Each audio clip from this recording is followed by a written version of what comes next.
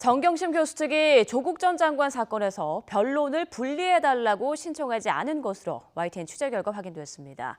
재판부가 정한 변론 분리 신청 기한이 지나면서 조국 전 장관 부부가 함께 피고인석에 설 것으로 보입니다. 강희경 기자가 단독 보도합니다.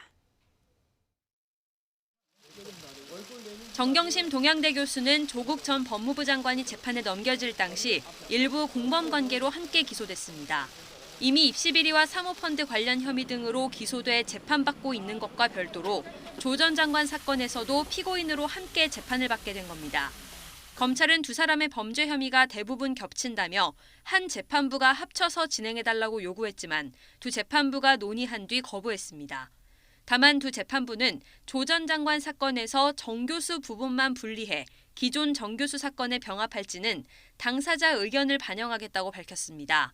정 교수 측은 부부를 함께 피고인석에 세우는 건 망신주기라고 강하게 반발해온 만큼 변론 분리를 신청할 것으로 예상됐지만 결과는 반대였습니다. 정 교수 측이 재판부가 정한 최후 시한인 지난 3일까지 변론 분리 병합 신청 서류를 제출하지 않은 겁니다. 법조계에서는 정 교수 측이 구속기한 만료를 염두에 뒀을 가능성이 제기되고 있습니다. 보석을 청구했다가 기각된 정 교수는 다음 달 10일이면 1심 구속기간이 끝납니다. 하지만 조 전 장관과의 공범 혐의가 합쳐지면 추가된 공소 사실을 근거로 다시 구속영장이 발부돼 구속기간이 연장될 가능성을 우려했을 수 있다는 겁니다.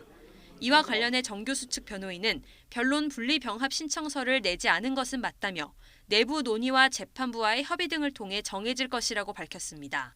하지만 재판부가 이미 4월 3일 이후에는 신청서를 내더라도 응하지 않겠다고 단언한 만큼 부부가 나란히 피고인석에 서게 될 가능성은 매우 커 보입니다.